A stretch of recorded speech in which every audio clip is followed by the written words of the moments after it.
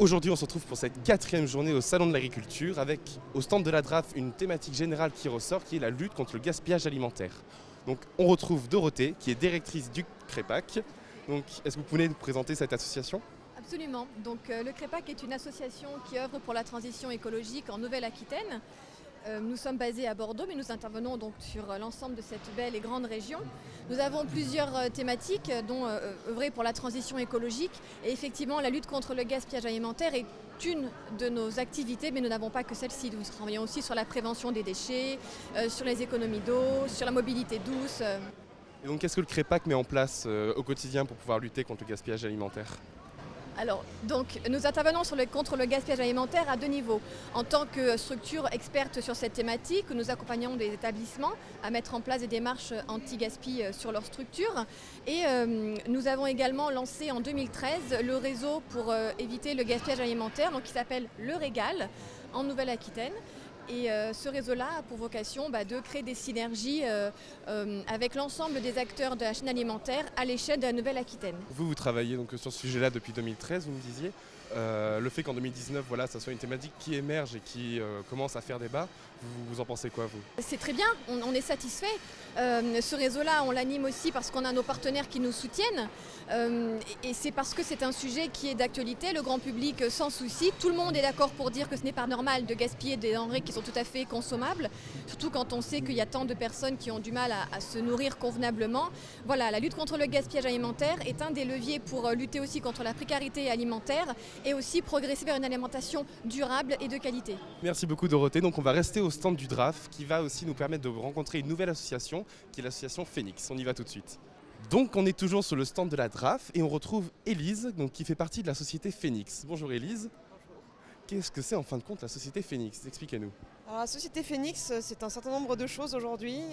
Tout d'abord, c'est né à partir d'un constat qui est qu'on a 2 personnes qui se sont promenées un jour aux arrières des magasins et qui se sont dit il y a quand même beaucoup de nourriture dans les poubelles, est-ce qu'il n'y aurait pas moyen de faire autrement et pourquoi est-ce que ce n'est pas fait autrement aujourd'hui ?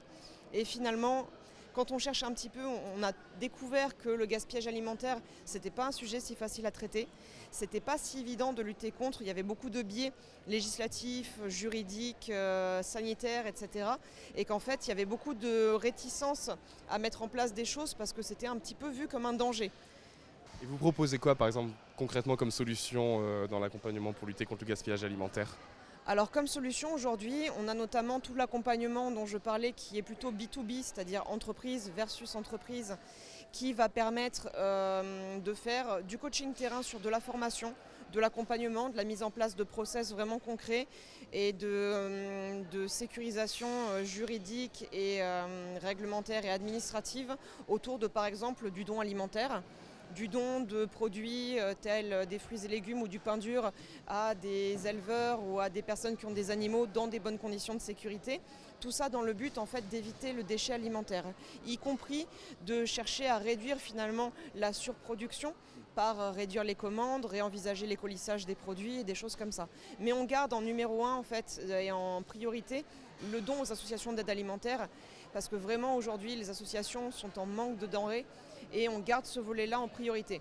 Donc c'est un gros travail, c'est multi-acteurs et c'est très intéressant. Merci beaucoup Élise. Donc on est toujours sur le stand de la DRAF et on voit qu'il y a plein de façons et de solutions différentes pour lutter contre le gaspillage alimentaire. Donc on va pouvoir continuer à explorer ces différentes thématiques au fil des jours au Salon de l'Agriculture de Nouvelle-Aquitaine. Donc voilà, affaire à suivre. Et on se retrouve donc avec Anouchka de Explicite, bonjour. Donc toujours au stand de la DRAF, vous avez fait une invention assez intéressante qui est une broyeuse de pain. Est-ce que vous pouvez nous en parler ? Oui, bien sûr. Alors en fait, on est parti du constat assez simple qu'en France, le pain est une denrée centrale dans notre alimentation, mais c'est aussi une denrée qui se perd très rapidement, puisque en général, en un jour, il est déjà sec ou un petit peu rassis. Et en fait, c'est aussi une matière qui est très facilement revalorisable, puisqu'on peut le broyer et en refaire une farine, une poudre de pain. On est parti de ce constat vraiment très simple et on a mis au point une machine qui permet aux boulangers et aux grandes et moyennes surfaces de broyer leur pain invendu dans la journée, d'en refaire une farine et de réutiliser cette matière première donc dans d'autres créations, donc dans du pain mais aussi dans toutes les autres créations qu'ils font. Et donc par rapport à ces récupérations de baguettes de pain broyées, vous faites quel produit aujourd'hui ? Aujourd'hui, donc ça fait 3 mois qu'on a lancé notre propre production en partenariat avec une boulangerie bio et solidaire sur Mérignac qui s'appelle Pain et Partage. Du coup, on récupère leur surplus de production et que l'on broie tous les jours. Et on en fait aujourd'hui des muffins, des petits cookies comme nous avons là et aussi des mix à cookies, donc sur le même principe que les préparations à gâteau, sauf qu'ici donc c'est totalement anti-gaspi et on essaye de tendre vers le zéro déchet avec une bouteille en verre que l'on peut aujourd'hui trouver dans des épiceries vrac et en AMAP sur Bordeaux et Mérignac. D'accord, donc vous me dites que par rapport à ces baguettes de pain, donc on va les broyer, on aura donc un résultat comme celui-ci, donc avec de la poudre et avec cette poudre-là, donc ces miettes de pain, on peut dire, vous allez pouvoir faire d'autres produits donc transformés, donc ils vont être comestibles, comme si c'était un produit complètement neuf. Oui, tout à fait. C'est juste, on remplace du coup la farine vierge par de la farine de pain.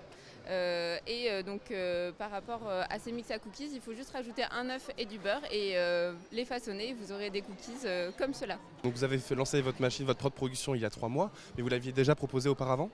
Oui, ça fait du coup 3 ans qu'on développe la machine et qu'on la commercialise. Et aujourd'hui, il y a 60 boulangers et grandes et moyennes surfaces qui en sont équipés et dans lesquels on peut déjà trouver des produits à base de pain revalorisé. Merci beaucoup Anouchka, et puis si vous avez peut-être un mot à dire sur justement l'avenir de la lutte contre le gaspillage alimentaire, vous pensez qu'on pourrait aller plus loin de quelle façon ?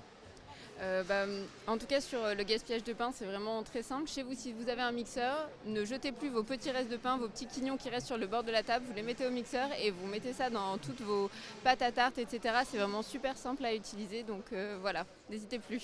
Voilà, maintenant on sait qu'on peut à la fois lutter contre le gaspillage alimentaire et à la fois prendre du plaisir avec ces très bons cookies.